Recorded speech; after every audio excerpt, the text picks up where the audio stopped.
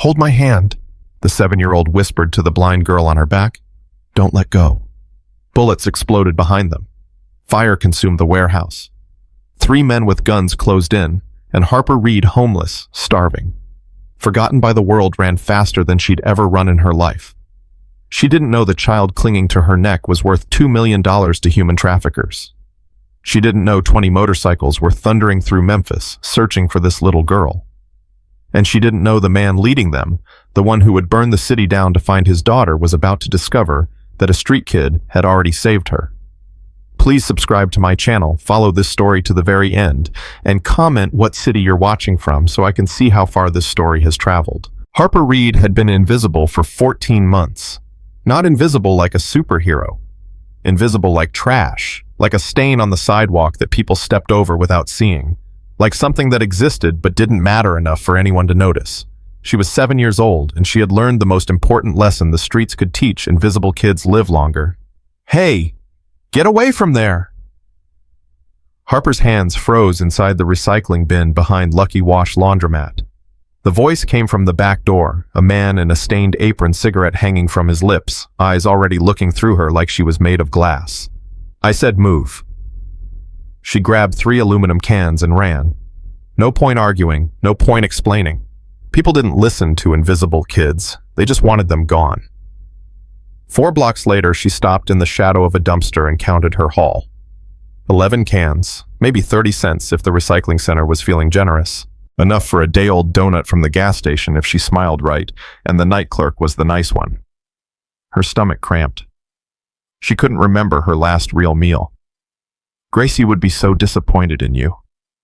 Harper whispered the words to herself, the same words her grandmother used to say when Harper did something wrong. Gracie, that was what Grandma called her. Not Harper, Gracie.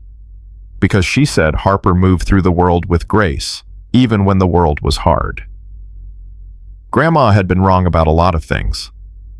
But Harper kept the name anyway, kept it locked in a place inside her chest where the streets couldn't touch it. 14 months ago, Grandma had been alive. They'd lived in a small apartment with yellow curtains and a kitchen that always smelled like coffee.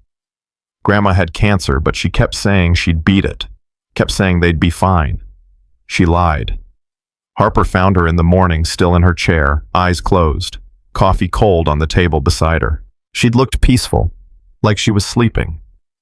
Harper had sat with her for 6 hours before she understood that Grandma wasn't going to wake up. After that, everything happened fast. People in suits came, social workers with clipboards, a foster home that smelled like cigarettes and despair, a foster father who looked at her in ways that made her skin crawl. She ran after 3 days. The streets were hard, but they were honest. They didn't pretend to care about you while planning to hurt you. They just hurt you outright, and at least that was something you could prepare for. "You got any food?" Harper spun around. A boy, maybe 9 or 10, had appeared behind her. Dirty face, hungry eyes. She'd seen him before around the I-40 overpass where the homeless people gathered. "No." "Liar. I saw you at the gas station yesterday. You got a donut." "That was yesterday. It's gone." The boy stepped closer. He was bigger than her, older. "Give me your cans." "No." "Give them to me, or I'll take them." Harper's hand slipped into her pocket, found the piece of broken glass she always carried. She didn't pull it out. Just let him see that her hand was in her pocket, that she wasn't scared, that invisible didn't mean helpless. "Try it." The boy hesitated. Something in her eyes made him step back. "Whatever. Those cans aren't worth nothing anyway." He disappeared around the corner, and Harper let out a breath she didn't know she'd been holding. Her hands were shaking. They always shook after confrontations like this, but she'd learned to hide it, learned to keep her face blank until she was alone. Rule number 1, never let them see you're afraid. Rule number 2, trust no one. Rule number 3, protect what's yours, even if what's yours is almost nothing. She had 3 rules, and they had kept her alive for 14 months. That was more than a lot of street kids could say.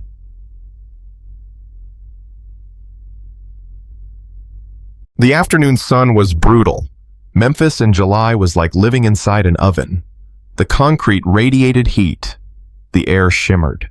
Harper had learned to move in the shadows to find the cool spots beneath overpasses and behind air conditioning units that pumped cold air into buildings she would never enter. She was heading toward the river. There was a spot under the Hernando de Soto Bridge where the breeze came off the water and the temperature dropped 10 degrees when she saw the playground. Riverside Park. Nice part of town. The kind of place where parents brought their kids on Saturday afternoons, where the swings weren't broken and the slides weren't covered in graffiti.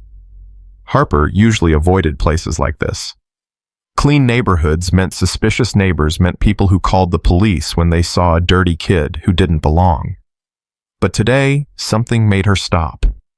A little girl sat alone on a bench near the swings. Blonde hair, maybe 5 years old, wearing a pretty blue dress that probably cost more than everything Harper had ever owned. She wasn't playing. She was just sitting, her hands folded in her lap, her face turned toward the sun. There was something wrong with her eyes. Harper couldn't explain how she knew, but she knew. The way the girl's gaze didn't quite focus. The way her head tilted slightly like she was listening instead of looking. The way her hands moved in small, careful patterns mapping the space around her by touch. The girl was blind. "Where's your mom?" Harper whispered too far away to be heard. "Why are you alone?" As if answering, a woman approached the bench. Nurse's uniform. Friendly smile. She sat down next to the blonde girl and said something Harper couldn't hear. The girl shook her head. The woman said something else. The girl shook her head again, more firmly this time. Then the woman grabbed her arm. Harper felt something cold slide down her spine.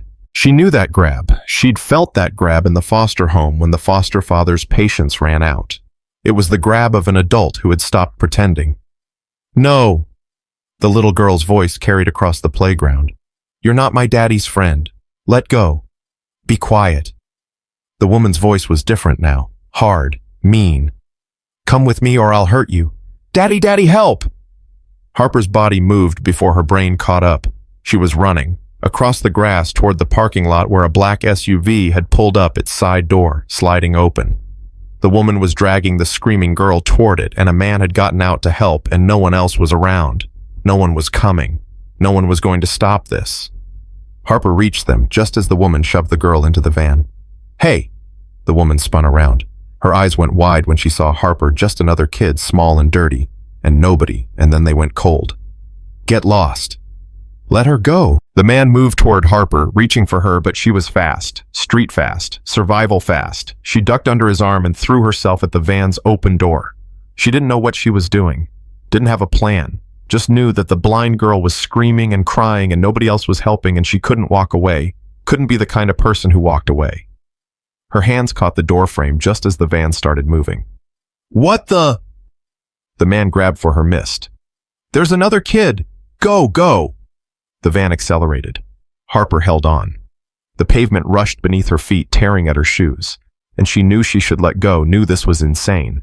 But the blind girl was still screaming inside, and Harper couldn't let go, couldn't abandon her. She did something crazy. She dropped down and grabbed the undercarriage. The van's frame was hot and sharp and covered in road grime. Harper wrapped her arms and legs around whatever she could find, pipes, cables, metal bars, and hung on as the vehicle sped through Memphis. Every bump slammed her against the metal. Every turn threatened to throw her loose. She closed her eyes and thought about Grandma, about the yellow curtains, about being Grace, instead of Harper, about anything except the fact that she was going to die. 7 minutes. 7 minutes of hell of wind and noise and pain, of her arms screaming and her fingers cramping and her whole body begging her to let go. Then the van stopped. Harper waited. She heard doors opening, voices, footsteps moving away. She waited until the sounds faded, then dropped silently to the ground and rolled under a nearby vehicle. She was in some kind of industrial area. Old buildings, broken windows. The smell of oil and rust and something else, something chemical that burned her nose. And somewhere inside one of those buildings, a blind girl was crying. Harper watched for 3 hours. She counted the men, 7 of them, moving in and out of the building. She watched them smoke cigarettes and make phone calls and laugh about things she couldn't hear. She memorized their faces, their voices, the way they walked. She should leave. She knew she should leave. Call the police from a payphone. Tell someone. Let adults handle it. But Harper had learned something about adults in her 14 months on the streets. They didn't help. They didn't listen. They looked through invisible kids like they were made of glass. And when they did see you, they usually wanted something from you, something you didn't want to give. Besides, the police scared her. The last time she'd talked to a cop, he'd tried to take her to social services. Back to the system. Back to foster homes and people who grabbed you when they were angry. So she waited. And watched. And planned. When darkness fell, she moved. The building had a broken window on the east side, hidden behind a stack of old pallets. Harper squeezed through, ignoring the glass that cut her arm, and dropped into shadow. Inside the building was a maze of old machinery and empty crates. Harper moved like smoke, like Grandma used to say, "You move like smoke, Gracie, like you're barely there at all," and followed the sound of crying. She found the girl in a storage closet on the second floor. The door had a padlock, old and rusted. Harper pulled out the piece of wire she always carried and went to work. Lockpicking was a skill she'd learned from a homeless man named Eddie, who used to let her share his spot under the overpass. Eddie was dead now, heart attack in his sleep, they said, but the skill remained. The lock clicked open. The blonde girl was huddled in the corner, her arms wrapped around her knees, tears streaming down her face. She turned toward the sound of the door, her unseeing eyes wide with terror. "Who's there? Please, I'm scared. Who's there?" Harper's heart cracked. "It's okay," she whispered, closing the door behind her, shutting out the light from the hallway. "I'm not one of them. I'm going to help you." "Who are you?" "My name is Harper. I saw them take you. I followed." The girl's crying slowed, but her body still trembled. You followed?" "I couldn't leave you." "What's your name?" "Lily Mercer. I want my daddy. I want to go home." Harper knelt in front of her, close but not touching. She remembered what it was like to be scared. Remembered the foster home, the dark room, the fear of being touched by someone you didn't trust. "I'm going to get you out of here, Lily. But you have to be quiet. Can you do that?" Lily nodded, her breath hitching. "Okay. I need you to tell me about yourself, so I know how to help you." "I'm 5. I can't see. I was born that way. Daddy says I see with my other senses that I'm special. But right now I don't feel special. I feel scared." "That's okay. Being scared is okay. I'm scared too." "You are really scared. But we're going to be brave together." "Okay." Lily's hand reached out, searching. Harper hesitated, then took it. The girl's fingers were cold and small, and they held on like Harper was the only solid thing in a world that had turned to water. "Will you stay with me?" "I'll stay with you." "Promise?" Harper squeezed her hand. "I promise." They had to wait. The men were still awake, still moving through the building. Harper sat with Lily in the dark closet, holding her hand, listening to the footsteps pass by, feeling the little girl tremble every time a voice rose or a door slammed. "Tell me about your daddy," Harper whispered. Anything to keep Lily calm. Anything to pass the time. "He's big, really big, and he has a beard that tickles when he hugs me, and he smells like motorcycles and coffee." "Motorcycles?" "He rides them. He has a lot of friends who ride them too. They're called the Iron Wolves. That's their club." Harper felt something shift in her chest. She'd seen motorcycle clubs before. Rough men on loud bikes, leather jackets with patches, the kind of people regular folks crossed the street to avoid. But the way Lily talked about them, are they scary? "No, they're nice. Uncle Snake brings me candy. And Rosie, she's not my real aunt, but I call her that. She teaches me how to braid hair by touch. And Big Mike reads me stories. He does different voices for all the characters." Harper tried to imagine it. A family that wasn't blood, but chose to be together anyway. People who took care of each other because they wanted to, not because they had to. It sounded like a fairy tale. "Daddy's going to find me," Lily said, her voice suddenly fierce. "He always finds me. He promised he'd always protect me, and Daddy never breaks his promises." I believe you. Really? Really? But until he finds you, I'm going to protect you. Is that okay? Lily's grip tightened. You're nice, Harper. Are you someone's kid too? The question hit like a punch to the stomach. I used to be, Harper said softly. My grandma raised me, but she died. Now I don't belong to anyone. That's sad. Yeah. When Daddy finds us, I'll tell him about you. He'll help you. He helps everyone. Harper didn't respond. She'd learned not to hope for things like that. Hope was a luxury for kids who had homes and parents and people who cared. Street kids couldn't afford hope. It hurt too much when it broke. But she didn't say any of that. She just held Lily's hand and listened to the footsteps outside and waited for her moment. The moment came at 2 a.m. The footsteps had stopped. The voices had gone quiet. Harper pressed her ear to the door and heard nothing but the distant sound of snoring. Lily. The girl had been dozing her head against Harper's shoulder. It's time. We're going to leave now. Lily woke instantly, her body tensing. Is it safe? I don't know, but we have to try. Can you climb on my back? I'm heavy.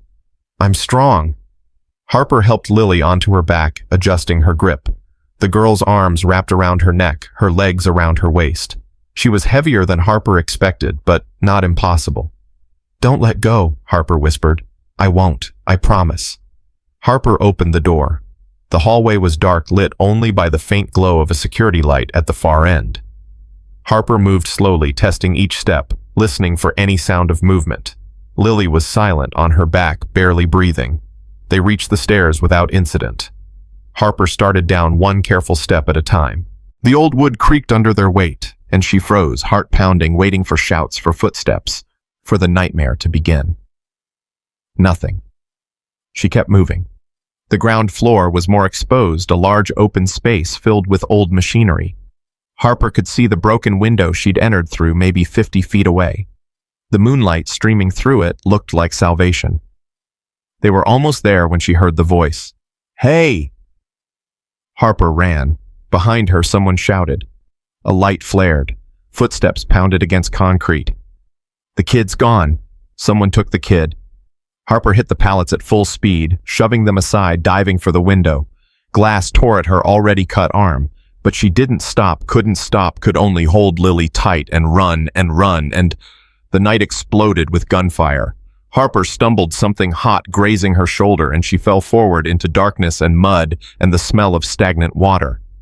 A drainage ditch. She'd landed in a drainage ditch. Harper, shh, stay quiet.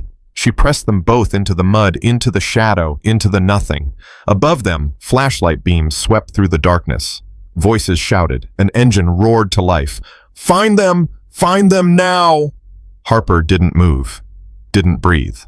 She held Lily against her chest and felt the girl's heartbeat hammering against her own, and prayed to whoever was listening to Grandma, to God, to the universe, that they wouldn't be found. The flashlights passed over them. The shouting moved away, and in the sudden silence broken only by the drip of water and Lily's muffled crying, Harper made a decision.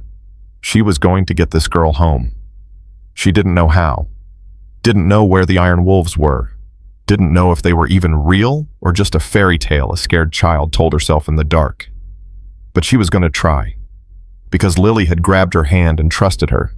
Because nobody had trusted Harper in 14 months. Because somewhere in her 7-year-old heart, in the place where Gracie still lived, she knew this was what she was supposed to do. She stood up, pulling Lily with her. Hold on tight. Are we safe? Not yet, but we will be, I promise. They ran into the night, leaving the burning warehouse behind them, leaving the shouts and gunfire and searchlights, heading toward a future Harper couldn't see, and a family she didn't know was already looking for them. Above them, the distant rumble of thunder. Or maybe motorcycles. Harper didn't know yet that it was both. Dominic Mercer hadn't slept in 3 days. He stood in his daughter's bedroom holding the stuffed wolf she'd had since birth. It still smelled like her. Like strawberry shampoo and innocence and everything good he'd ever done in his miserable life. Lily had been gone for 72 hours. Dom, Snake appeared in the doorway. Dominic didn't turn around. Gears found something. Now he turned. Snake's face told him everything. After 20 years of brotherhood, they didn't need words for the important things. That look meant hope. That look meant violence was coming. Where? South Memphis, old industrial district. He traced the van's plates through traffic cameras. Cross-referenced cell phone pings, found a warehouse that doesn't exist on any city records. Dominic was already moving. Get everyone. Already done. They're waiting. The compound's main hall was full when Dominic walked in. 21 men stood in silence, their faces hard, their eyes fixed on their president. These were the Iron Wolves. Former soldiers, former cops, former criminals who'd found redemption in brotherhood. Men who'd killed and bled and suffered together. Men who would die for each other without hesitation. And every single one of them loved his little girl. You all know what happened, Dominic said. His voice was steady, but his hands shook. He didn't try to hide it. These men had seen him at his worst. 72 hours ago, someone took my daughter. The police have nothing. The FBI has nothing. But Gears found them. Gears stepped forward, laptop in hand. 26 years old, skinny, covered in tattoos that told stories most people couldn't read. He'd been a hacker before he found the club, stealing from corporations and giving to causes he believed in. Now he used those skills for family. Riverside Cotton Warehouse, Gears said. Abandoned since 2008. No utilities, no permits, nothing official. But I found heat signatures. At least 7 people inside. And cell phone data that matches the burner phones used to coordinate the kidnapping. How sure are you? 92%. Dominic looked at Snake. Good enough. More than enough. Rosie pushed through the crowd. She was the only woman who wore a full patch earned through years of proving herself in ways the men still talked about in whispers. She ran a halfway house for abused women, and she'd helped raise Lily since Elena died. I'm coming, she said. It wasn't a question. Rosie. That little girl calls me Auntie. I braided her hair last week. I taught her to make friendship bracelets by touch. I'm coming. Dominic nodded. He knew better than to argue. Big Mike stepped forward next. 6'6", 320 pounds, a gentle giant who read poetry to his grandchildren and could snap a man's neck without breaking a sweat. We bringing them back alive? The question hung in the air. Dominic thought about his daughter, blind since birth, scared of thunderstorms, couldn't sleep without her stuffed wolf. The bravest, sweetest child he'd ever known, stolen from a playground by monsters who saw her as merchandise. If they surrender, he said finally. If not, he didn't finish. He didn't have to. 22 motorcycles roared to life in the compound's garage. The sound was like thunder, like war drums, like the voice of something ancient and unstoppable. The Iron Wolves rode into the night, and God help anyone who stood between them and Lily. Across Memphis, Harper ran. Her legs burned, her lungs screamed. The wound on her shoulder throbbed with every heartbeat. But she didn't stop, couldn't stop. Lily was on her back, arms wrapped tight around her neck, and somewhere behind them, engines roared, and men shouted, and the night itself seemed to be hunting them. Harper! Lily's voice was tiny, terrified. I'm here. Are they following us? Harper glanced back. Headlights cut through the darkness maybe half a mile away. 2 vehicles moving fast. Yes. Are we going to die? The question hit Harper like a physical blow. 5 years old. This child was 5 years old, and she was asking if she was going to die. No, Harper said fiercely. I won't let them hurt you, I promise. Okay. Such simple trust. Such complete faith in a stranger she'd met hours ago. Harper felt something crack open in her chest, something she'd kept locked away since Grandma died. She ran faster. The industrial district gave way to residential streets. Small houses with chain-link fences, barking dogs.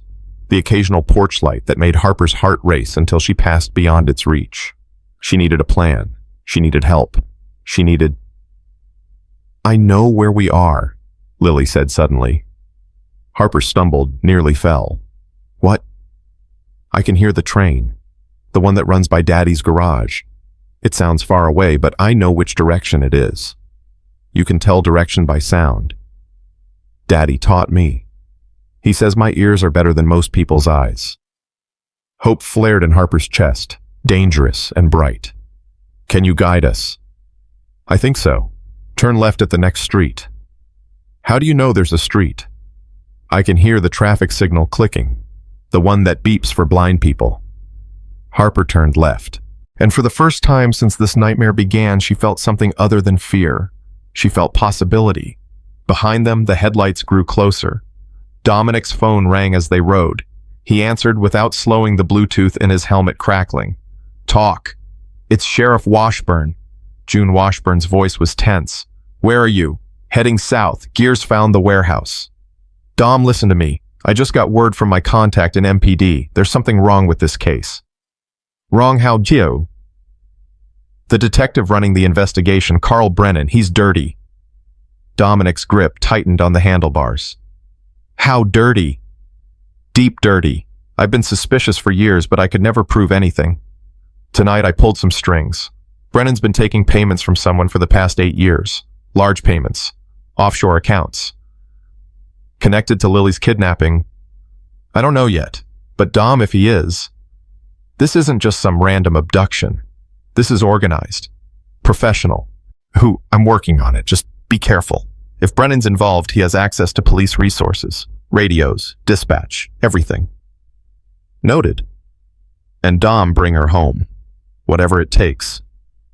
The line went dead. Dominic opened the throttle. The Harley surged forward, eating the distance between him and his daughter. Whatever it takes. He'd done terrible things in his life. In Afghanistan, in the years after, in the dark period when he'd lost his way and found it again through the brotherhood. He'd killed men, hurt men, made choices that still haunted him in the quiet hours before dawn. But for Lily, for his little girl, he would burn the whole world down. Harper heard the helicopter before she saw it. A distant thump, thump, thump that grew louder, closer, accompanied by a searchlight that swept across the rooftops like an accusing finger. What's that sound? Lily asked. Helicopter. Like the police have. Harper's blood ran cold. The police. If the police found them, they'd take Lily back to her father. That was good. That was what Harper wanted. But they'd also take Harper. Back to the system. Back to foster care. Back to no. She couldn't think about that. Lily was what mattered. Lily was the mission. Keep guiding me, Harper said. Which way? Straight ahead. I can hear the train getting closer. They ran through backyards and parking lots, through spaces between buildings that Harper could barely squeeze through. The helicopter swept overhead once, twice its searchlight missing them by inches. They're looking for us, Lily whispered. I know. But why wouldn't the police want to help us? Harper didn't answer. She didn't know how to explain that sometimes the people who were supposed to help you were the ones who hurt you most. They reached the train tracks just as a freight train thundered past its cars, rattling and screeching. Harper pressed them both against a concrete pillar and waited for it to pass, counting the cars, using the noise to cover their breathing. 57 cars later, silence returned. The garage is that way, Lily said, pointing to the right. Maybe 2 miles. 2 miles? Is that too far? Harper looked at her shoulder. Blood had soaked through her shirt. Her legs felt like jelly. 2 miles might as well be 20, but she'd carried Lily this far. She would carry her the rest of the way. No, Harper said. It's not too far. Hold on tight. She started running again. The iron wolves reached the warehouse to find it burning. Flames shot from the windows, turning the night sky orange. Fire trucks were already on scene, their sirens wailing, their crews fighting a blaze that seemed determined to consume everything. Dominic was off his bike before it fully stopped. He grabbed the nearest firefighter by the collar. Was anyone inside? A little girl, blonde hair, 5 years old. Sir, I need you to step back. Was there a girl? Snake appeared beside him, placed a calming hand on his arm. Easy, brother, easy. The firefighter's eyes went wide at the sight of 22 bikers surrounding him. We don't know yet. The building was engulfed when we arrived. We're still trying to... Dom. Gears was on his phone, his face pale. I'm picking up chatter on the police scanner. 2 vehicles reported in pursuit of a juvenile suspect. Female, approximately 7 years old, carrying a younger child. Where? Heading northeast, toward the river. Dominic released the firefighter. His heart was pounding so hard he could feel it in his teeth. Lily was alive. Someone had taken her from the warehouse. Someone was carrying her. Someone was running from the men who'd kidnapped her. Who? It didn't matter. Whoever they were protecting his daughter. And that meant they were under his protection too. "Mount up," he roared. "Northeast, move." 22 engines screamed. The convoy tore through the night, following the trail of a 7-year-old girl whose name they didn't know. Marcus Webb was not a patient man. He sat in the back of his Mercedes, watching the GPS dots that represented his vehicles converge on the fleeing children. His phone was pressed to his ear, his voice cold. "Tell me you have them." "We're closing in," said the voice on the other end. "Another few minutes." "You said that an hour ago." "The older kid knows the streets. She's evading like a professional." "She's 7 years old. I know what she is. I'm telling you what she's doing." Webb's hand tightened on the phone. Lily Mercer had been a perfect acquisition. A blind child from a wealthy family, easy to transport, easy to control, commanding a premium price from certain overseas buyers. Now everything was falling apart because of some homeless brat who'd decided to play hero. "I want that girl dead," Webb said quietly. "The older one, not captured, dead. She's seen too many faces, heard too many names. She's a liability. And the Mercer kid, bring her to me, intact." He ended the call and looked out the window at the Memphis skyline. This city had been good to him. 18 years of operation, hundreds of children, sold millions of dollars earned. All of it invisible, untraceable, protected by the network of corruption he'd spent decades building. One homeless child was not going to destroy everything he'd built. He dialed another number. "Brennan, I need your people to intercept 2 juvenile females heading northeast toward the river. The older one is to be eliminated on sight. The younger one recovered." "That's going to be messy," Brennan's voice said. "I don't care. Clean it up afterward. That's what I pay you for." "Understood." Webb hung up and smiled. The game was almost over. Harper heard the motorcycles. At first she thought it was the vehicles chasing her. But this sound was different. Deeper, more numerous. A rumble that seemed to come from everywhere at once, growing louder by the second. "Harper." Lily lifted her head. "I hear them." "Hear what?" "Motorcycles. A lot of them." Her voice changed, filled with sudden, desperate hope. "That's them. That's the Iron Wolves. That's Daddy." Harper's heart clenched. "Are you sure?" "I know that sound. I've heard it my whole life. Daddy's coming. He found us." For a moment, Harper felt something she hadn't felt in 14 months. Relief. But then she heard the other sound. Tires screeching. Engines roaring. Coming from the opposite direction. The men chasing them were closing in. And the motorcycles were still too far away. "Lily, hold on. Don't let go no matter what." "I won't." Harper ran. Her body was failing. Every step sent pain shooting through her legs, her shoulder, her chest.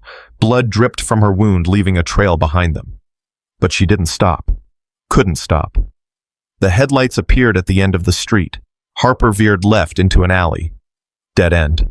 She spun around, searching for an escape, finding nothing. Trapped. The vehicles stopped at the alley's entrance. Doors opened. Men emerged, silhouetted against the headlights. "End of the line, kid." Harper set Lily down, gently positioning the smaller girl behind her. "Stay behind me," she whispered. "Harper, stay. Behind. Me." The men advanced. 3 of them. Harper recognized 2 from the warehouse.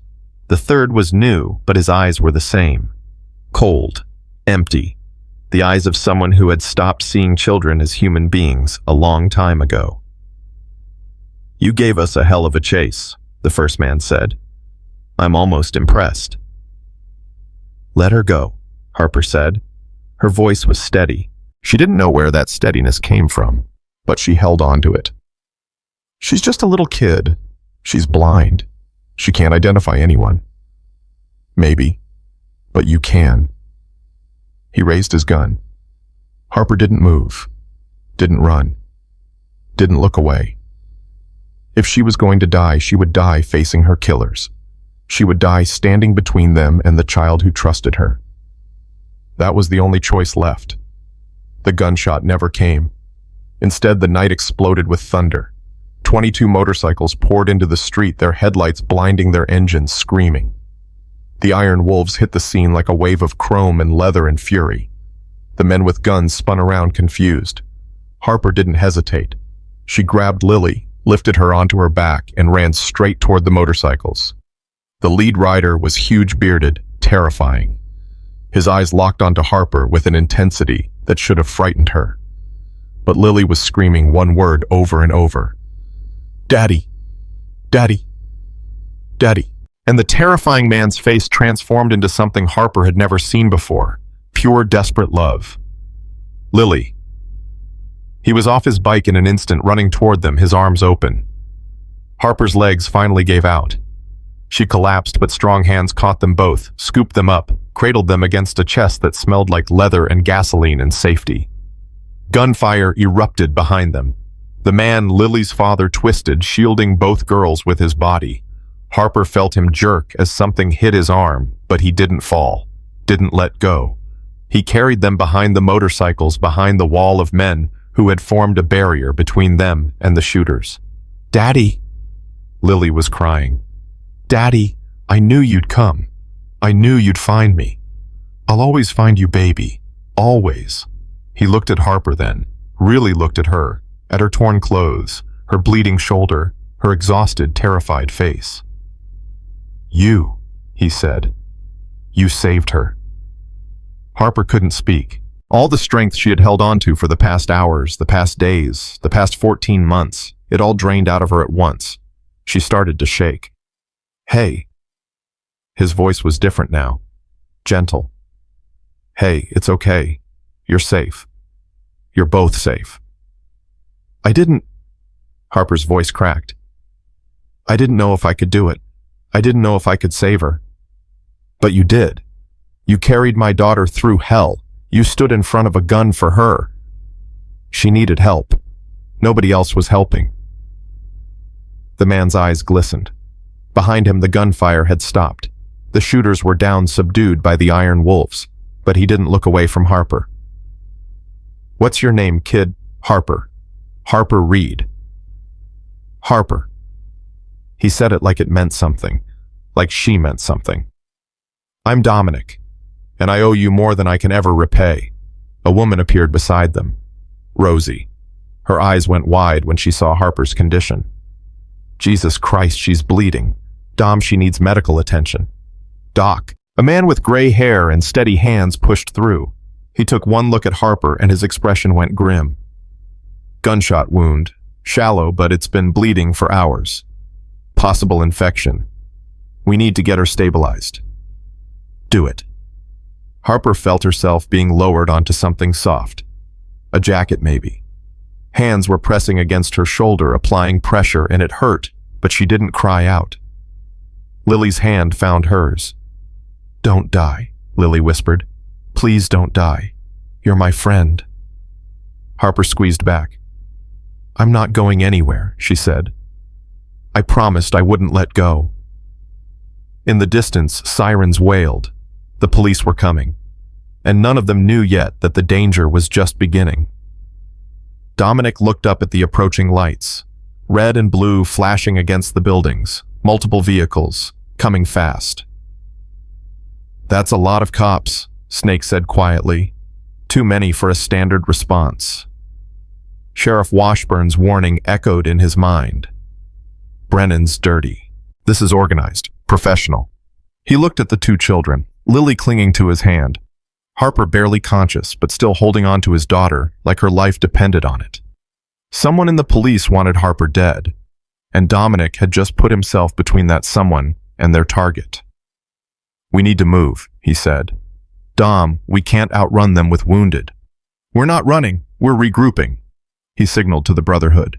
Take the girls to the compound. Full lockdown. Nobody in or out until I say so. What about you? Dominic watched the police cars getting closer, watched the way they moved, too coordinated, too aggressive. I'm going to find out who's behind this, and then I'm going to end them. He knelt beside Harper. You're going to be okay, he told her. My people are going to take care of you. Take care of Lily. Can you trust me? Harper's eyes focused on his face. So much pain in those eyes, so much fear, but underneath it all, something else. Strength. I don't trust anyone, she whispered. Smart kid. He almost smiled. Trust me anyway. Just this once. Harper looked at Lily, at the little girl who still held her hand, at the family who had appeared from nowhere to save them both. She nodded. It was the first time she'd trusted an adult in 14 months. She didn't know yet that this choice would change everything. The compound gates closed behind them like the jaws of a steel beast. Harper drifted in and out of consciousness as hands carried her inside. Voices swirled around her, urgent and worried, but she couldn't make sense of the words. Everything hurt. Everything was fading. She's lost too much blood, someone said. Doc, she thought. The one with gray hair. I need to work fast. Do whatever you have to do, Rosie answered. That kid saved Lily's life. Harper felt herself being lowered onto something soft. A bed. An actual bed with sheets and pillows and warmth. She couldn't remember the last time she'd been in a real bed. Harper, Lily's voice cut through the fog. Harper, can you hear me? I'm here, Harper whispered, or tried to. She wasn't sure if the words came out. Don't leave me, please. You promised. A small hand found hers, cold fingers interlaced with her own. Harper held on.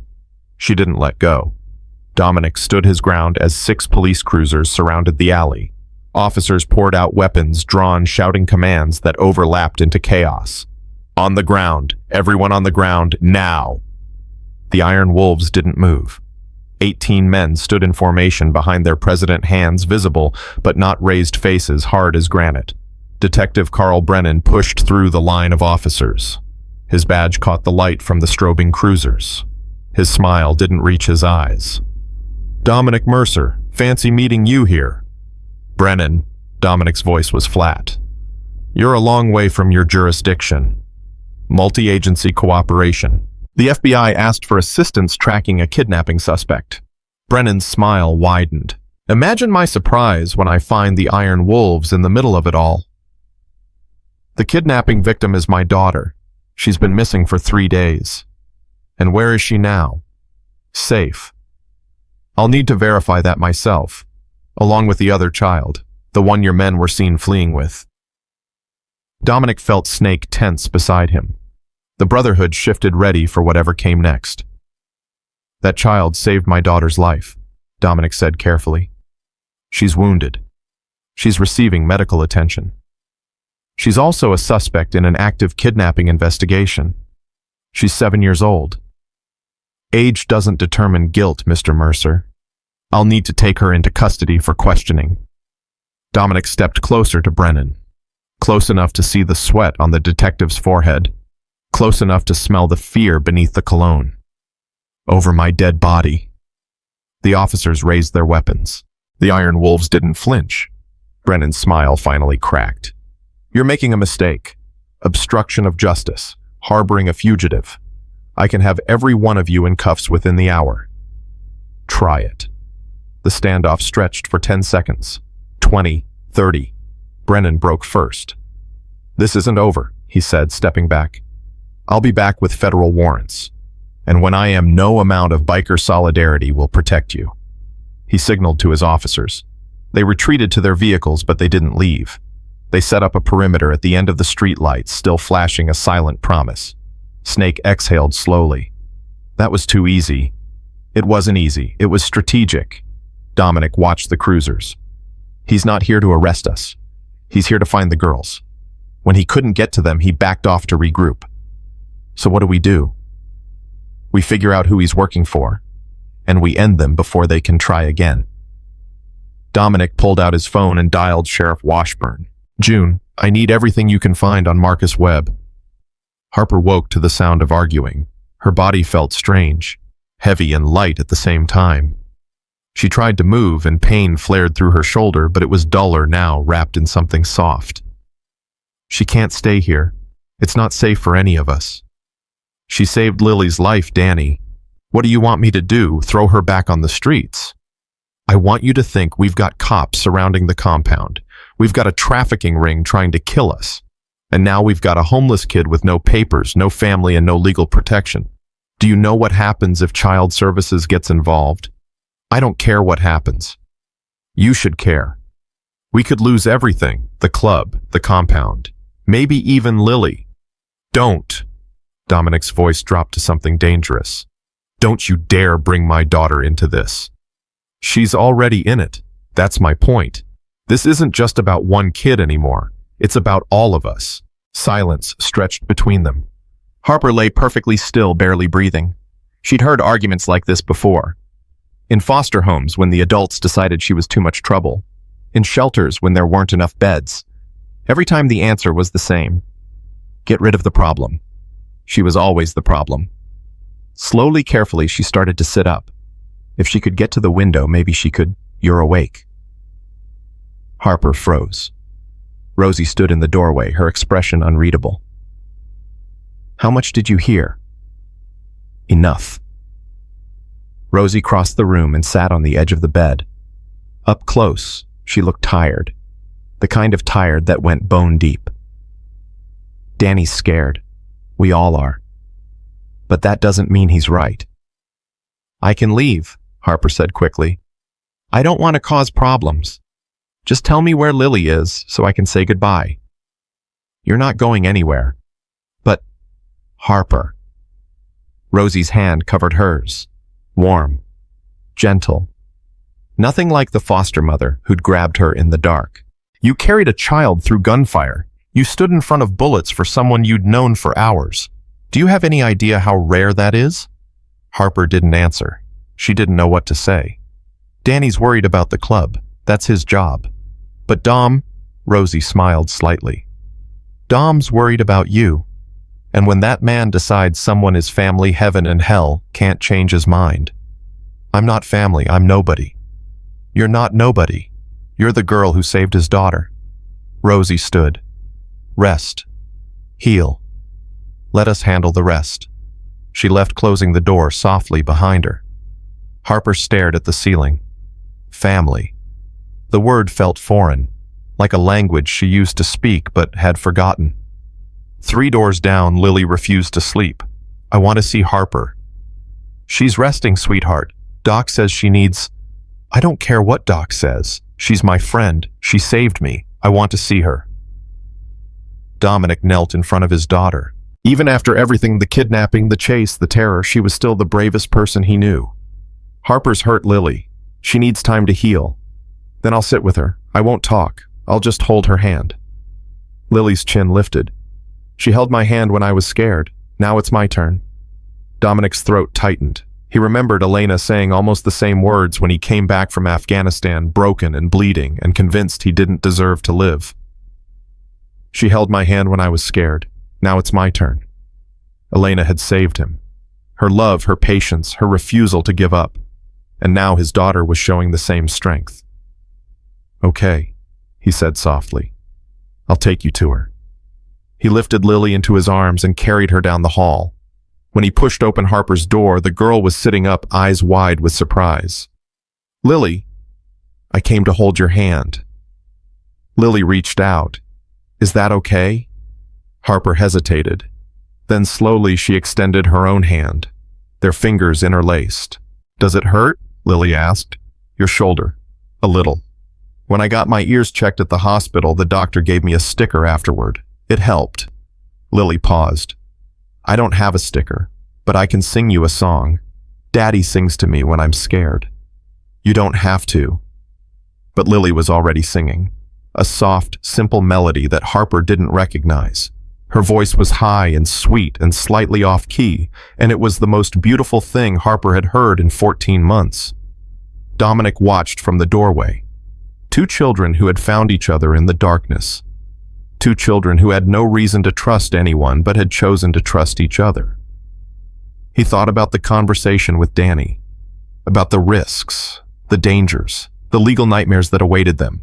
None of it mattered. Harper Reed had carried his daughter through hell, had stood in front of a gun for her, had refused to abandon her even when every instinct should have told her to run. That made her family. And Dominic Mercer protected his family, no matter the cost. The call came at 3 a.m.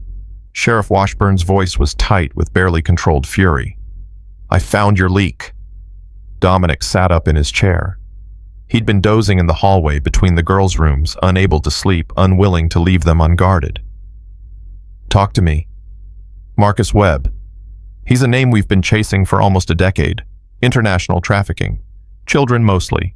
Sells them overseas to the highest bidder." Dominic's stomach turned. Lily. Was targeted specifically. Blind wealthy family, easy to control.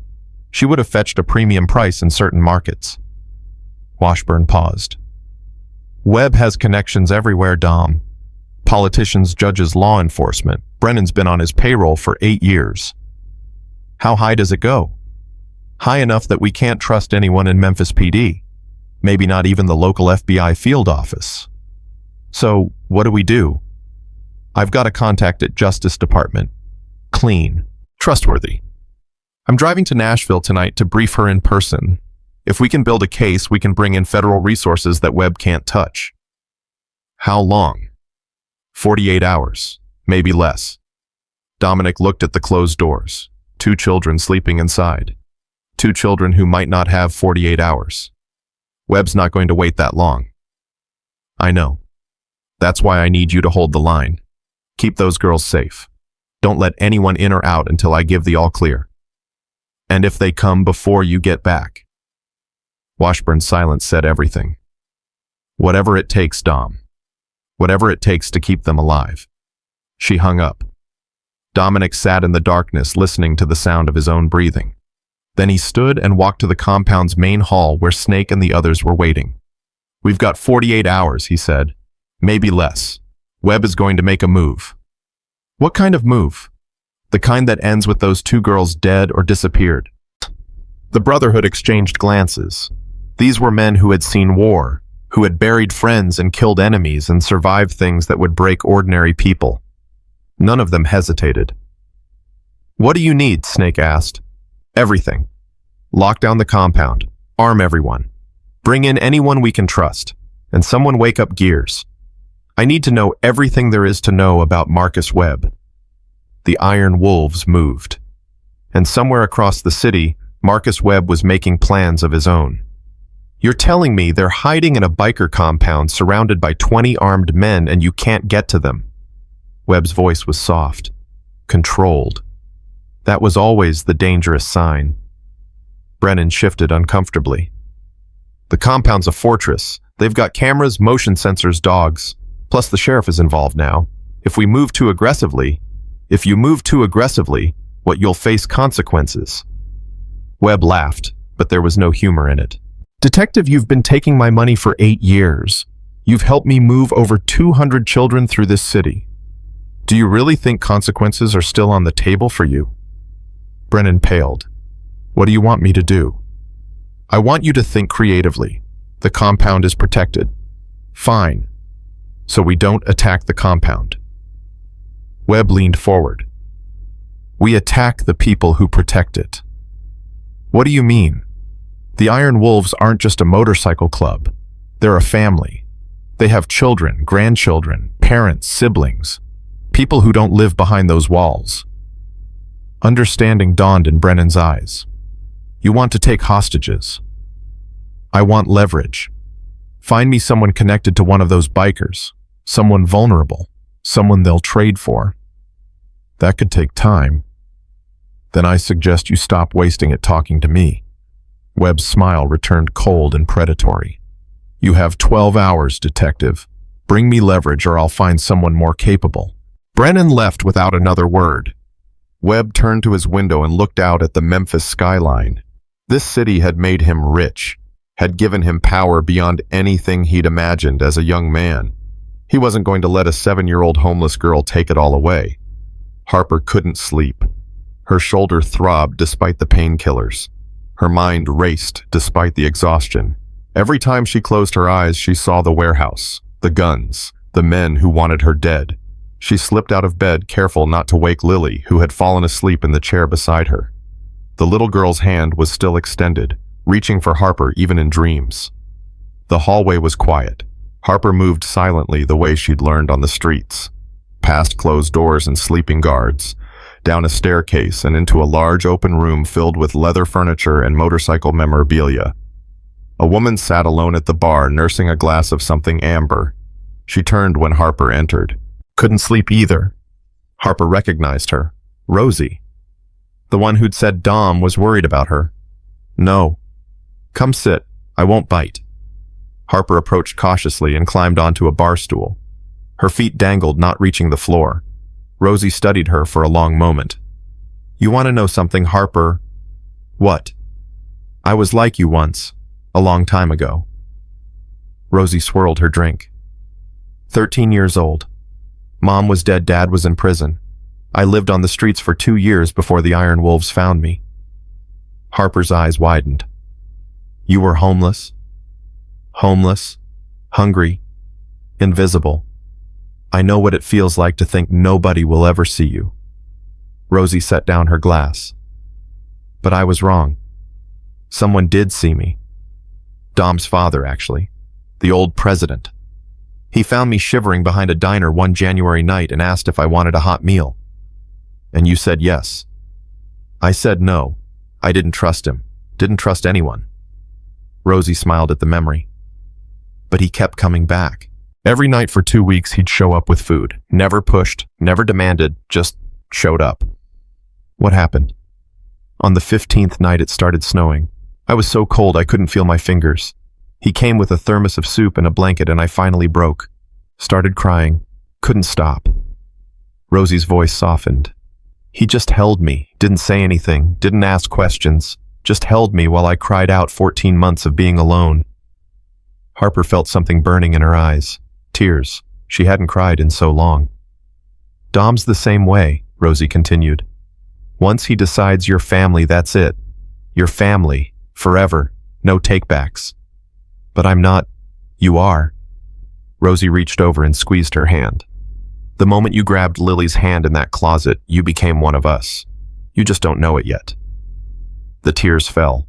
Harper couldn't stop them. 14 months of grief and fear and loneliness came pouring out, and she sobbed into Rosie's shoulder while the woman held her, just held her, didn't ask questions, didn't push.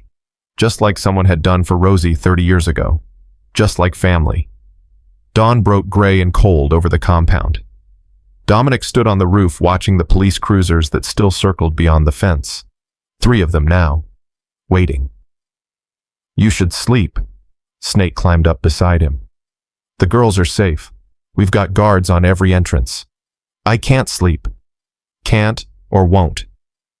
Dominic didn't answer. He was thinking about Elena, about the day she died bringing Lily into the world, about the promise he'd made over her grave. I'll protect her, no matter what. I'll keep her safe. He'd almost failed. Lily had been in that warehouse for 3 days. 3 days of terror and darkness, and he hadn't been able to find her. A 7-year-old homeless girl had done what he couldn't. Dom. Snake's voice was unusually gentle. The kid, Harper. What's the plan? She stays. That's going to be complicated. I don't care. You should care. She's got no documentation, no family. The state's going to ask questions. Then I'll have answers. Dominic turned to face his oldest friend. She saved my daughter's life. She took a bullet for her. She carried her through hell. I'm not throwing her back to the streets. What are you going to do, adopt her? The word hung in the air. Dominic hadn't thought about it consciously, but now that Snake had said it, he realized that was exactly what he was going to do. Yes. Snake stared at him. You're serious? I've never been more serious about anything in my life. Dom, we're about to go to war with a trafficking ring. We've got corrupt cops at our gates. This is the worst possible time to... It's the best possible time. That kid needs someone to fight for her. Someone to show her that she matters. Someone to prove that not everyone will abandon her. Snake was quiet for a long moment. Then he laughed low and rough. Elena would have done the same thing. I know. She'd also say you're an idiot for taking on more than you can handle. I know that too. Snake clapped him on the shoulder. Then let's get to work. We've got a family to protect. They climbed down from the roof together. Neither of them saw the van that had been parked on the far side of the compound. Neither of them saw the men inside, watching through binoculars taking notes. Neither of them knew that Marcus Webb had already found his leverage, and that by nightfall, everything would change. The attack came at 4 p.m., not at the compound, not at the Iron Wolves at all. Big Mike was the first to know. His phone rang and he answered, expecting an update from one of the perimeter guards. Instead, he heard his daughter screaming, "Daddy! Daddy! Help me! They're taking..." The line went dead. Mike's face went white. His hands started shaking. The phone slipped from his fingers and clattered to the floor. "Mike!" Danny grabbed his arm. "Mike, what happened?" "Sarah." The word came out strangled. "They took Sarah." The room went silent. Sarah was 19, a sophomore at University of Memphis. She lived in a dorm across town, far from the compound, far from the danger. At least, that's what they'd thought. Dominic crossed to Mike in 3 strides. Where? I don't... She was screaming. They took her. Mike. Dominic grabbed his shoulders. Focus. When did she call? Just now. Just now she called. Gears was already at his computer. I'm tracking her phone. If they didn't ditch it, I can... He froze. Got it. Moving northeast. Fast. How far? 20 minutes at current speed. Dominic looked at his brotherhood, at Big Mike, who had never looked small until this moment, at the men who had followed him through everything, who trusted him with their lives. Suit up, he said. We're going hunting. Dom, wait. Snake stepped forward. This could be a trap. They want you to leave the compound. I know. If you go, the girls are vulnerable. I know that too. So what do we do? Dominic looked toward the hallway where Harper and Lily were sleeping. 2 children who had already survived hell. 2 children who were counting on him to keep them safe. He turned to Rosie. You stay. You, Danny, and 6 others. Lock down the compound. Nobody gets in. Nobody. And if they come anyway... Dominic's jaw tightened. Then you hold the line until we get back. He moved toward the garage, the Brotherhood falling in behind him. 15 motorcycles against an unknown enemy, a trap they were walking into with open eyes. And somewhere in the darkness, Marcus Webb smiled.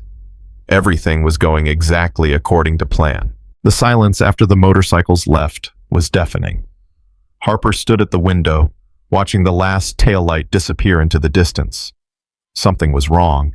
She could feel it in her bones, the same instinct that had kept her alive for 14 months on the streets. They shouldn't have left. Rosie looked up from her position by the door. Dom knows what he's doing. It's a trap. They wanted him to leave. Harper, you don't need to worry about... I've seen how these people think. Harper's voice was harder than a 7-year-old's should be. On the streets, when someone wants to hurt you, they distract you first. Make you look one way while they attack from another. Rosie's expression shifted. For the first time, she looked uncertain. How many guards are left? 6, plus me and Danny. That's not enough. We have cameras, motion sensors. The gates are solid steel. They got into a courthouse and took a judge's daughter last year. I heard about it under the overpass. The homeless people talk about things like that. Harper turned from the window. They'll find a way in. Rosie opened her mouth to respond, but before she could speak, the lights went out. Every light in the compound died at once. Emergency generators kicked in, bathing the hallways in red. What the hell? Danny's voice came from the main hall. Gears! What's happening? No response. Gears had gone with Dominic. Harper grabbed Rosie's arm. "Where's Lily?" "Upstairs, in your room." "I need to get to her." "Harper, wait." But Harper was already running. She took the stairs 2 at a time, her shoulder screaming in protest. The red emergency lights turned everything bloody and strange. Behind her, she heard shouting, the sound of breaking glass, and then gunfire. They were already inside. Harper burst into the bedroom. Lily was sitting up in bed, her sightless eyes wide with terror. "Harper! What's happening?" I heard loud noises. "We have to go, now." Harper grabbed her hand. "Remember the tunnel? The one you told me about? Where your daddy stores supplies. The basement, but it's locked. I can pick locks. Come on." She pulled Lily off the bed, half carrying her toward the door. The gunfire was getting closer. She could hear men's voices now, strangers shouting commands in clipped military tones. "Check every room. Find the girls." Harper's blood ran cold. They weren't after the compound. They weren't after the Iron Wolves. They were after her and Lily. The basement door was at the end of a long hallway. Harper ran, Lily stumbling beside her. Her hand gripped so tight Harper could feel the bones shifting. "I'm scared," Lily whispered. "I know. Me too. But I promised I wouldn't let go, remember?" "I remember." "Then hold on, no matter what." They reached the door.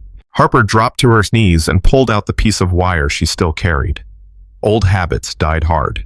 Her fingers worked the lock while Lily pressed against her back, trembling. "Harper, almost there." "Harper, someone's coming." Footsteps. Heavy. Getting closer. "Come on, come on, come on." The lock clicked. Harper yanked the door open, shoved Lily through, and followed just as a voice shouted behind them. "There, down there!" She slammed the door and felt for a deadbolt. Found one. Threw it home. Something slammed against the door from the other side. "Go!" Harper pushed Lily toward the stairs. "Down! Keep going down!" They descended into darkness. Harper's injured shoulder screamed with every movement, but she didn't stop. Couldn't stop. Behind them, the pounding on the door grew louder. Then the shooting started. Bullets punched through the wood. Harper threw herself over Lily, rolling them both down the final few steps. Pain exploded through her body, but Lily was safe. Lily was beneath her. Lily was alive. "Harper!" Lily's voice was a sob. "Harper, are you okay?" "I'm fine. Keep moving." She wasn't fine. Something warm was spreading across her back. But that didn't matter now. The basement was vast and dark. Harper pulled Lily forward, feeling along the walls, searching for the tunnel Lily had mentioned. "Which way?" she gasped. "Lily, which way is the tunnel?" "I don't know. It's dark. I can't." Lily stopped. "Wait, I can hear air. Moving air. From the left." Harper turned left. Her hands found a metal door, rusted but solid. Another lock. Behind them, the basement door burst open.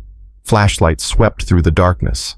Harper's fingers worked faster than they ever had. The lock was old, complicated, fighting her every step. "I see them over there." "Come on," Harper begged. "Come on, please." The lock clicked. She yanked the door open and pushed Lily through just as a hand grabbed her ankle. "Got you!" Harper kicked. Her foot connected with something soft, a face maybe, and the grip loosened. She scrambled through the tunnel entrance and slammed the door behind her. This lock was on their side. She threw the bolt. "Harper!" Lily was crying now. "Harper, I can smell blood. You're hurt." "I'm okay."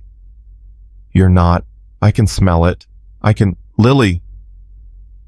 Harper grabbed her shoulders. "Listen to me. We have to keep moving. Whatever happens, we keep moving. Okay?" Lily's breath hitched, but she nodded. "Okay." They ran. 15 miles away, Dominic realized the truth. The GPS signal had led them to an abandoned factory. No vehicles, no guards, no Sarah. Just a cell phone sitting on a concrete floor, still connected to the call that had summoned them here. "It's a decoy," Snake said quietly.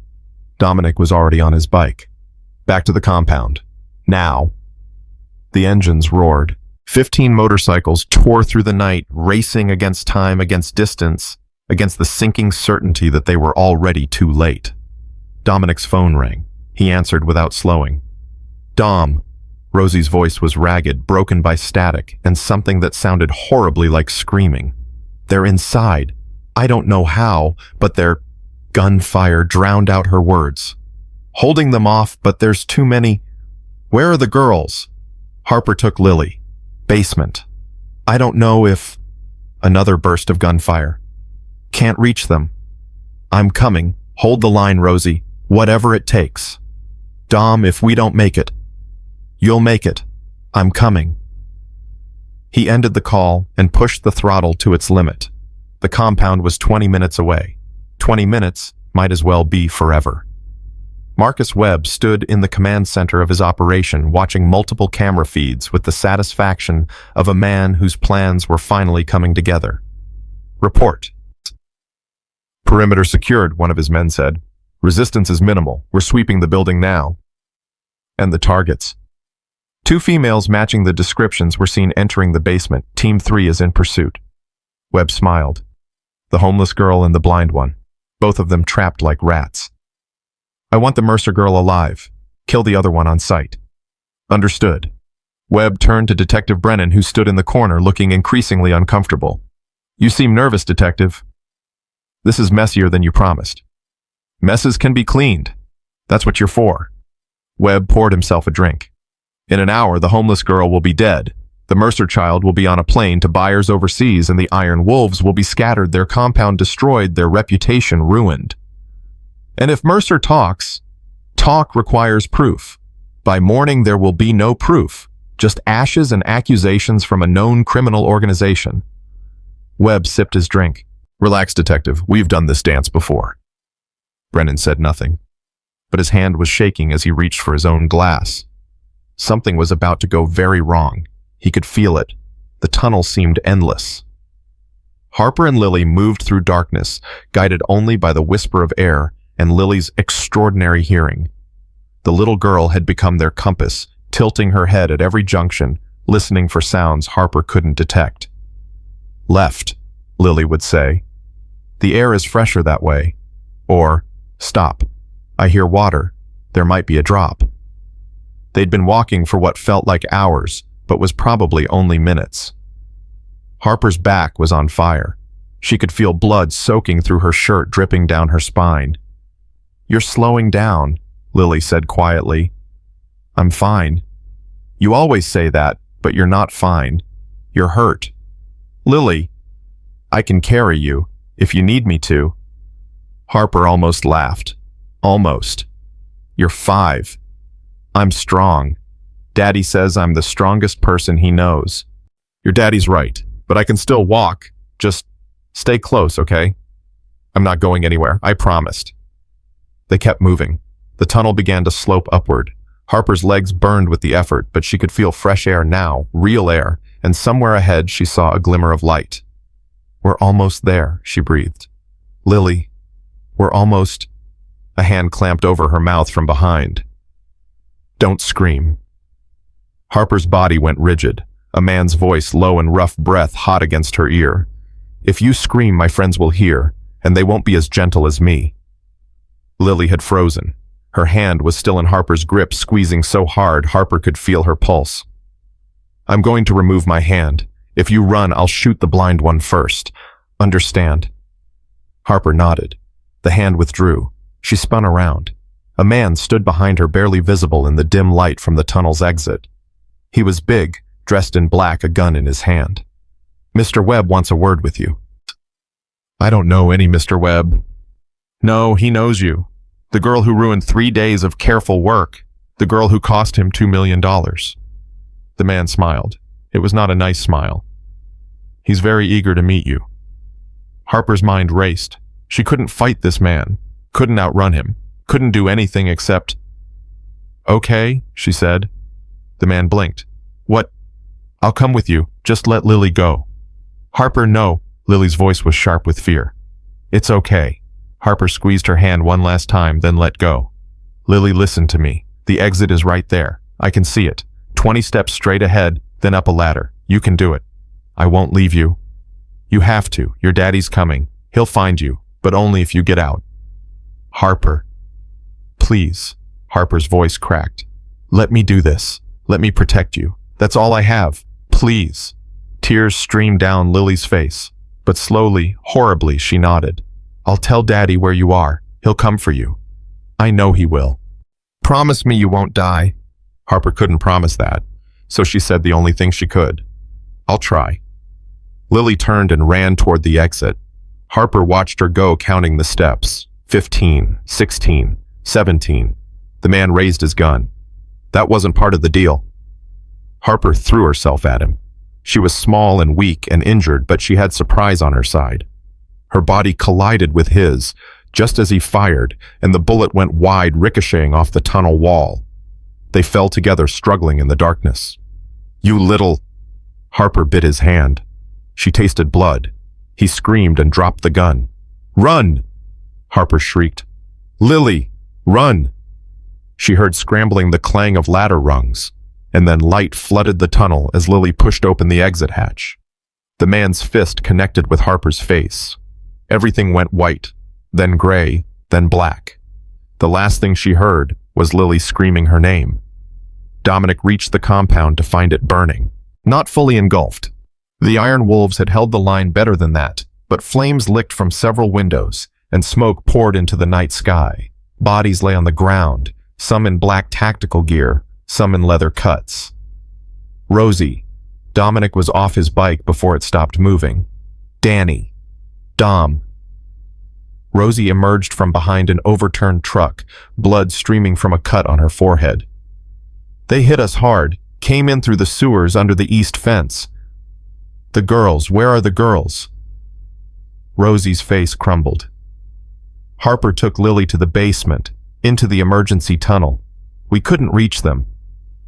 Where does the tunnel exit? Half a mile east, near the old water treatment plant. Dominic turned to Snake. Take 10 men. Find them. What about you? I'm going after Webb. Dom, you don't even know where he is. I'll find him. Dominic's voice was ice. I'll tear this city apart until I find him. His phone rang. Unknown number. He answered. Mr. Mercer. Hi. Webb's voice was smooth, satisfied. I believe I have something that belongs to you. Dominic's blood turned to ice. If you've hurt her, the blind one. She's fine. Currently crawling through a drainage ditch, crying for her daddy. Quite touching, really. Webb paused. But the other one, the little hero, she's with me now. Where? Patience. First, let's discuss terms. I don't negotiate with... You'll negotiate with me, because if you don't, I'll send Harper Reed back to you in pieces. Webb's voice hardened. The girl ruined my operation, cost me millions, made me look foolish in front of people who don't tolerate foolishness. She doesn't get to survive that. What do you want? Simple. I want you to walk away. Take your daughter. Take your club. Leave Memphis and never come back. In exchange, I'll let you live.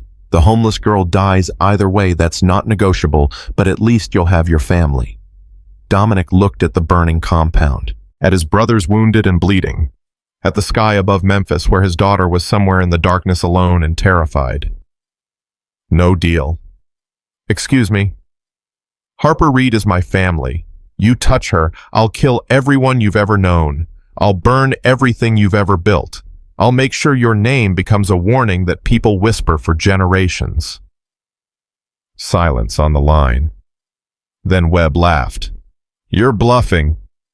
Try me. Mercer, be reasonable. She's a homeless orphan, a nobody. Why would you throw away everything for... Because she's mine. Dominic's voice shook with fury. She carried my daughter through hell. She took bullets for her. She stood in front of guns for her. That makes her mine, and nobody takes what's mine. Webb was quiet for a long moment. Then I suppose we have nothing more to discuss. I'll send you her body when I'm finished. The line went dead. Dominic stood frozen, phone in hand, while the world burned around him. Then Snake was beside him, gripping his shoulder. We found her. Lily. She came out of the tunnel alone. She's okay, Dom. She's okay. And Harper... Snake's silence said everything. Dominic closed his eyes.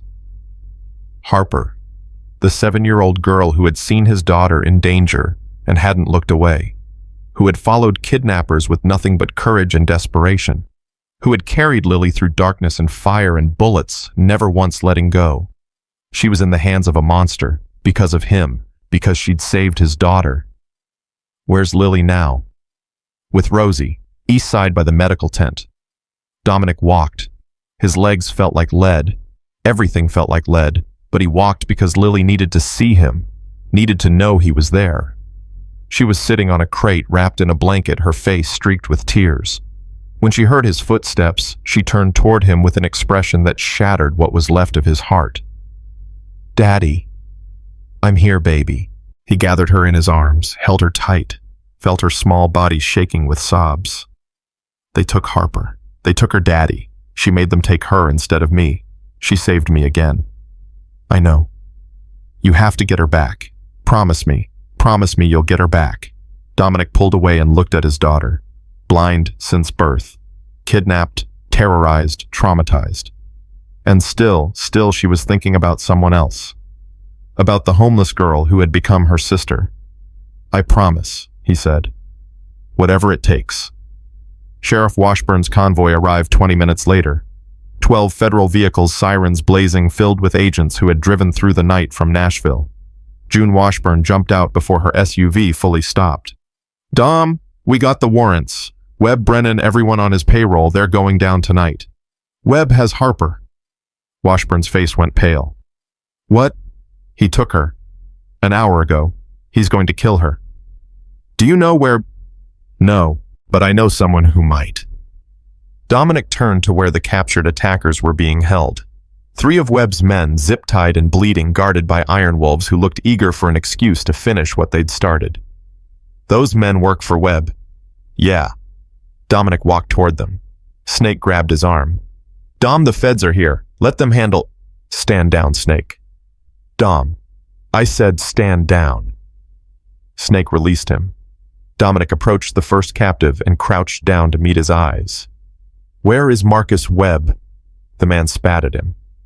Dominic didn't react. He simply reached out and pressed his thumb against the bullet wound in the man's shoulder. The scream echoed across the compound. Where? I don't know. He never tells us. Dominic pressed harder. Okay. He has a place. An old plantation house 20 miles north. That's where he takes them. That's where he takes them. The man's face went gray. The merchandise, the kids, before they're shipped. Dominic stood slowly. He looked at Sheriff Washburn. You heard him. Dom, we need to coordinate with the FBI. We can't just... That girl has been my daughter for 4 days. Dominic's voice was quiet, but something in it made everyone stop. She's been my daughter since the moment she grabbed Lily's hand and refused to let go.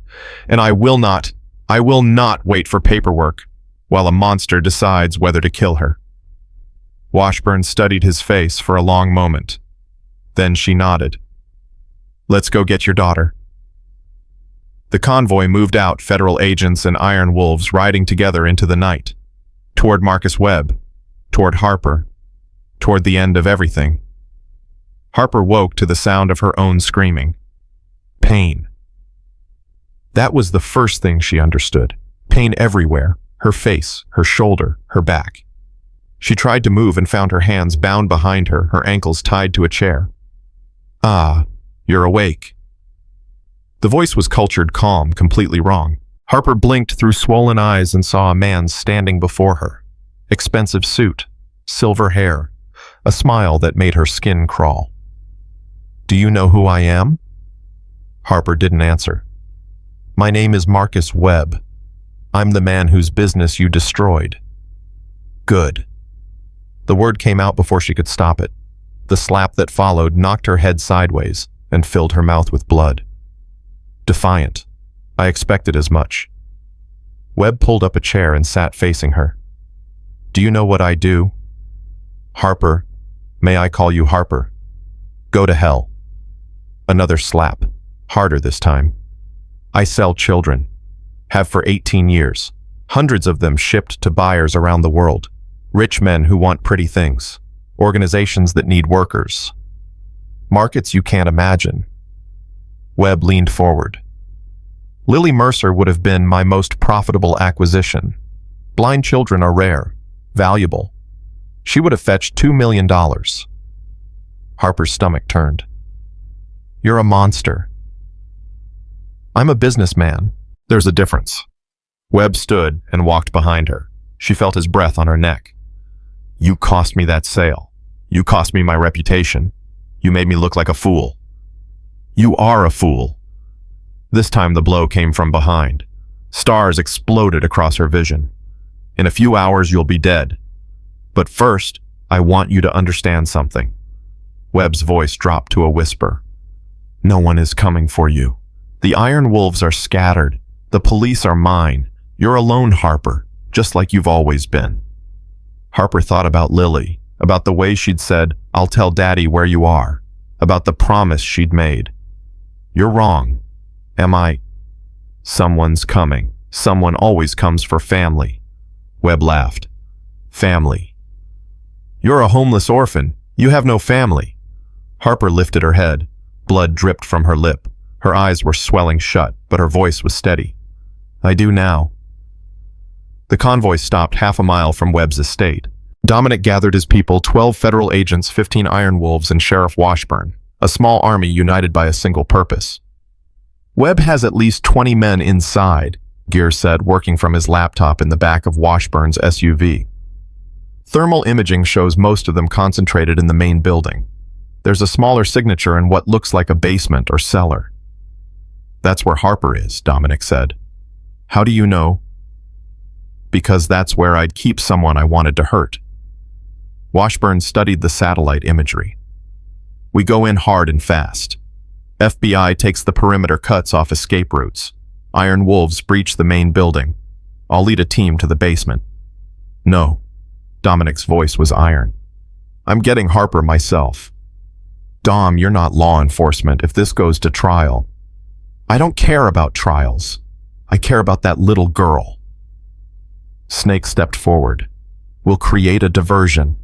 Draw Webb's men to the front while you go in the back. That's suicide. It's what we do. Snake gripped Dominic's shoulder. Go get your daughter. We'll handle the rest. Dominic looked at his brothers. Men who had followed him through everything. Men who would die for his family without hesitation. Thank you. Don't thank us. Just bring her home. The assault began at 3:47 a.m. 15 Harleys roared toward the front gates, engines screaming, headlights blazing. The sound alone was enough to wake the dead. Webb's men scrambled. Alarms blared. Gunfire erupted as the Iron Wolves drew fire from every direction, weaving between bullets, creating chaos. In the confusion, no one noticed Dominic slip through the shadows toward the back of the estate. He moved like he was 20 years younger, like he was back in Afghanistan hunting through enemy territory. Every skill he'd learned in war came flooding back, the silent footsteps, the controlled breathing, the ability to become invisible when he needed to be. 2 guards at the back entrance. He took them down before they knew he was there. Through a service door, down a narrow hallway. Following the map Gears had uploaded to his phone, watching for threats, listening for Harper. He heard her voice before he saw her. I'm not scared of you. And then Webb's voice, cold and cruel. You should be. Dominic rounded the corner and saw them. Harper tied to a chair, her face bloody and swollen. Webb standing over her with something in his hand, a knife gleaming in the dim light. Step away from her. Webb spun around. His eyes went wide when he saw the gun pointed at his chest. Mercer, how? I told you what would happen if you touched her. She's nobody, a worthless street rat. Dominic's finger tightened on the trigger. Say that again. Webb's face twisted. For a moment he looked like he might charge. Then his expression shifted, became calculating. Think about what you're doing, Mercer. You shoot me, you go to prison. Your daughter grows up without a father. Is this girl really worth that? Yes. The word hung in the air. Webb looked at Harper, at Dominic, at the gun. You're making a mistake. The only mistake I made was not finding you sooner. Something flickered in Webb's eyes. He raised the knife, and Dominic fired. The bullet caught Webb in the shoulder, spinning him around. He crashed against the wall, screaming, the knife clattering to the floor. Dominic was already moving. He kicked the knife away, put his boot on Webb's chest, and pointed the gun at his face. "Give me a reason, please. Give me a reason to finish this." "Dom." Harper's voice, weak but clear. Don't kill him." Dominic's finger trembled on the trigger. Every instinct told him to end it, to put this monster down like the rabid animal he was. "He hurt you." "I know, but if you kill him, you'll be just like him, and Lily needs you to be better than that." Harper's eyes met his. "I need you to be better than that." The gun wavered. Dominic looked at the bleeding man beneath his boot, at the fear in Webb's eyes, at the justice that would be so easy to take. Then he looked at Harper, at his daughter. He lowered the gun. "You're lucky she's a better person than either of us." Federal agents swarmed the room moments later. They took Webb into custody, called for medical assistance, began the process of documenting everything. Dominic didn't notice any of it. He was on his knees beside Harper, cutting her bonds, gathering her broken body into his arms. "I've got you. I've got you, sweetheart. You're safe now. You came." Harper's voice was barely a whisper. "I told him someone would come. I'll always come. Do you understand? Always." "I didn't know if—" She was crying now, tears mixing with blood on her battered face. "I've never had anyone come for me before." Dominic held her tighter. His own tears fell, and he didn't try to hide them. "You do now. You'll always have someone now." "Daddy," Lily's voice. Dominic turned and saw his daughter in the doorway, held back by Rosie, straining toward them. "Lily, let me go. I want to see Harper. I want—" Rosie released her. Lily ran forward, guided by the sound of voices, and crashed into them both. "Harper, Harper, are you okay? I was so scared I thought, I'm okay." Harper's arms wrapped around the smaller girl. "I'm okay, Lily. I'm here. You saved me. Again. You keep saving me. You saved me too. You told them where I was. You didn't give up. I couldn't. You're my sister." The word echoed through the room. Sister. Harper had never had a sister. Never had anyone who claimed her, who wanted her, who refused to let her go. Until now. "Yeah," she said softly. "I guess I am." Detective Carl Brennan was arrested at 5:23 a.m. He'd tried to run when he saw the federal convoy heading toward Webb's estate. Made it 3 blocks before Sheriff Washburn's deputies intercepted him. Now he sat in handcuffs in the back of a squad car, watching his entire world collapse. Washburn approached the vehicle and opened the door. "Carl, you have the right to remain silent." "June, listen to me. You have the right to an attorney. If you cannot afford one, I can give you names, everyone in Webb's network, politicians, judges, cops. I can bring down the whole operation." Washburn studied him for a long moment. 8 years, Carl. For 8 years, you helped that man sell children, helped him destroy families, helped him get rich off human misery. Her voice was quiet, devastating. "And now you want to make a deal." "I didn't have a choice." "There's always a choice. You made yours." She stepped back. "Take him." The door closed. The car drove away. Brennan would eventually testify against Webb's entire network in exchange for a reduced sentence. 47 people would be arrested. 112 children would be recovered from trafficking operations across 3 continents. But none of that would erase what he'd done. Some choices couldn't be taken back. Harper spent 3 days in the hospital. Her injuries were extensive multiple contusions, a reopened gunshot wound, 2 cracked ribs, a fractured cheekbone. The doctors marveled that she was alive at all. "This child's pain tolerance is extraordinary," one of them told Dominic. "Most adults couldn't have endured what she went through." "She's not most people." Lily refused to leave Harper's side. She slept in a chair next to the bed, her hand always reaching out to touch Harper's arm or hold her fingers. "I can hear your heartbeat," Lily explained when Harper asked why she stayed so close. "When I can hear it, I know you're okay." The iron wolves came in shifts. Snake brought flowers that Harper didn't know what to do with. Rosie brought books and read to both girls for hours. Big Mike, who had found his daughter Sarah unharmed, released by Webb's men when the operation fell apart, sat silently by the door like a mountain made of gratitude. And Dominic. Dominic was always there. He handled the police interviews, the social workers, the endless paperwork. He fielded calls from reporters and lawyers and government officials. He did everything in his power to shield Harper from the chaos that swirled around them. On the third day, a woman from Child Protective Services arrived. "Mr. Mercer, we need to discuss the child's placement." Dominic stood slowly. He'd been dreading this conversation. "Her placement is with me." "You're not a licensed foster parent. You have no legal claim." "I'm her father." The social worker blinked. "Excuse me. I'm filing for adoption. Today. The paperwork is already being processed." "Mr. Mercer, these things take time. Background checks, home studies, court approval. Sheriff Washburn has already spoken to Judge Martinez.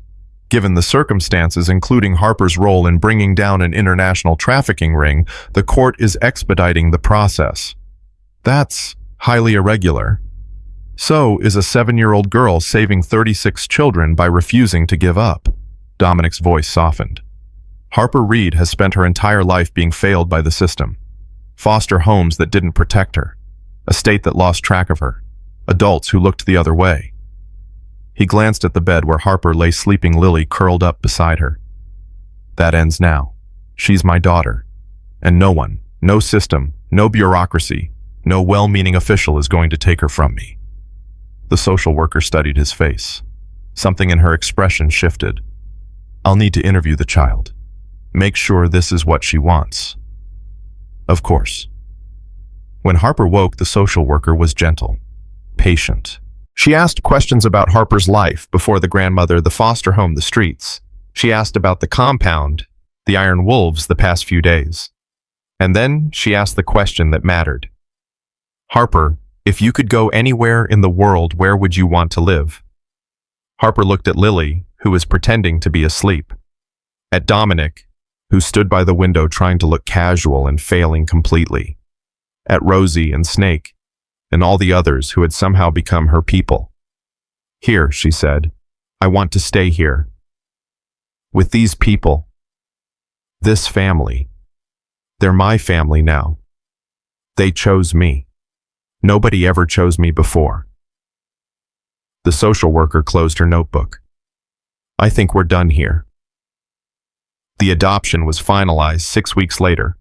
It should have taken months, maybe years. But Sheriff Washburn pulled strings. Judge Martinez expedited hearings. The FBI submitted testimony about Harper's courage. The state embarrassed by how thoroughly they'd failed. This child moved faster than anyone thought possible. On a clear September afternoon, Harper stood before a judge with Dominic on one side and Lily on the other. "Harper Reed," the judge said, "do you understand what's happening today?" "Yes, ma'am."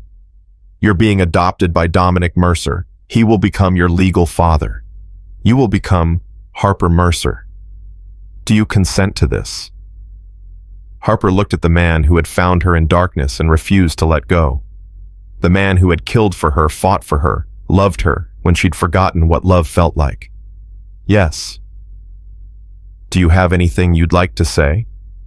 Harper hadn't prepared anything, but the words came anyway. "For a long time I thought I was invisible.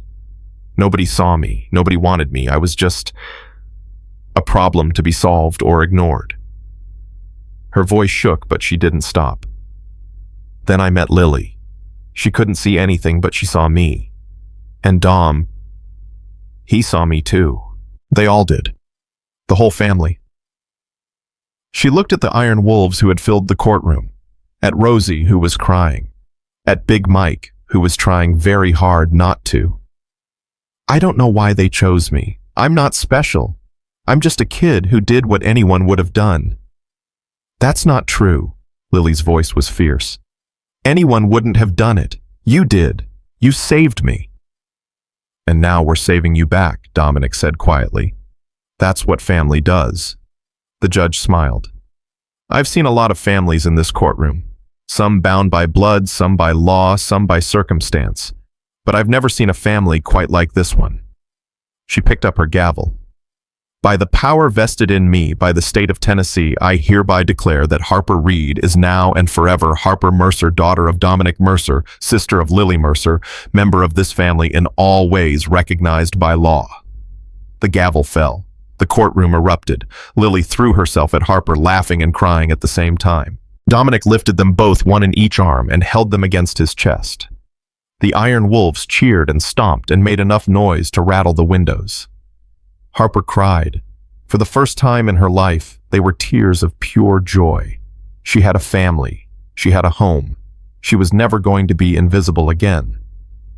10 years passed. Harper Mercer stood in the garage of the Iron Wolves compound, her hands dark with motor oil, her face lit by the glow of an engine she'd spent 3 months rebuilding. You going to start it or just stare at it all day? She grinned at Snake, who leaned against the doorframe with a cup of coffee. I'm savoring the moment. 17 years old, and you're already acting like a dramatic old man. I learned from the best. She turned the key. The engine roared to life, smooth and powerful, the sound of 100 careful hours coming together perfectly. Snake nodded appreciatively. Not bad, kid. Not bad. That's the best rebuild this shop has ever seen. Don't let Danny hear you say that. He still thinks his '75 Sportster was peak mechanical achievement. Harper laughed. It was a sound she made often.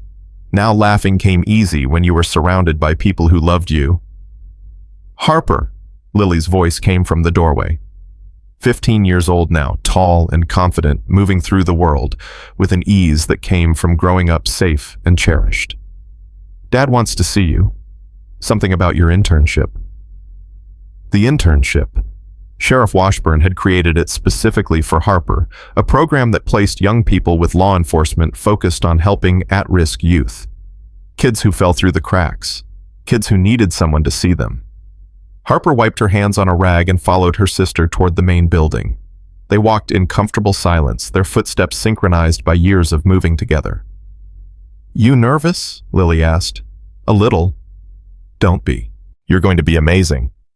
How do you know? Lily stopped and turned toward her. Even after all these years, it struck Harper how her sister's sightless eyes seemed to see everything that mattered. Because you already are amazing. You've been saving people since you were 7. This is just making it official. Harper pulled her into a hug. I love you, you know that. I know. I love you too. Lily squeezed back. Now go. Dad's waiting. Dominic was in his office, gray-haired now, but still strong, still carrying himself with the quiet authority of a man who had earned respect through decades of loyalty and love. You wanted to see me. Close the door. Harper obeyed, suddenly nervous. Is something wrong? No, something's right. Dominic pulled a small box from his desk drawer. I've been waiting for the right moment to give you this. He opened the box. Inside was a bracelet woven leather in the Iron Wolves colors, with a small metal charm engraved with the date of her adoption. Elena made one like this for me, Dominic said softly, before she died. It was her way of saying I belong to the family, even though I came from outside. When you and Lily came into my life, I had Maria make 2 more. He fastened the bracelet around Harper's wrist. You've been my daughter for 10 years, but I don't think I've ever told you what that means to me. Dad, let me finish. His eyes glistened. You saved Lily's life, but you saved mine too. After Elena died, I was going through the motions, taking care of Lily, running the club, doing what needed to be done. But I wasn't really living. He took her hands. Then you came along. This fierce, brave, broken little girl who had every reason to give up but never did. You reminded me what it meant to fight for something. What it meant to love someone so much you'd walk through fire for them. I was just trying to survive. No, you were trying to protect someone who needed you. That's different. Dominic smiled. That's what makes you a Mercer.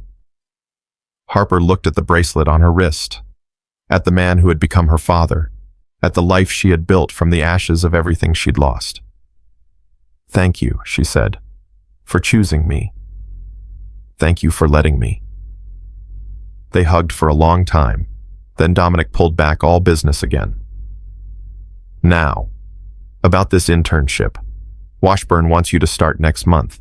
You'll be shadowing officers, learning the system, figuring out how to help kids who are where you were." "I want to do it."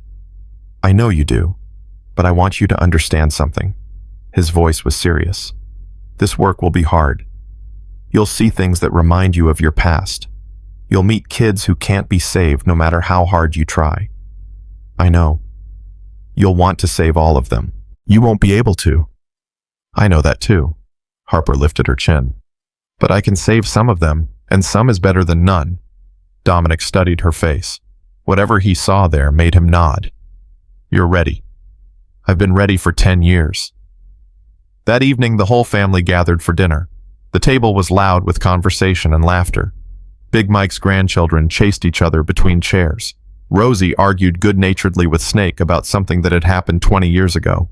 Danny's kids begged for dessert before the meal was finished. And in the middle of it all, Harper sat between Lily and Dominic, watching the chaos with a full heart.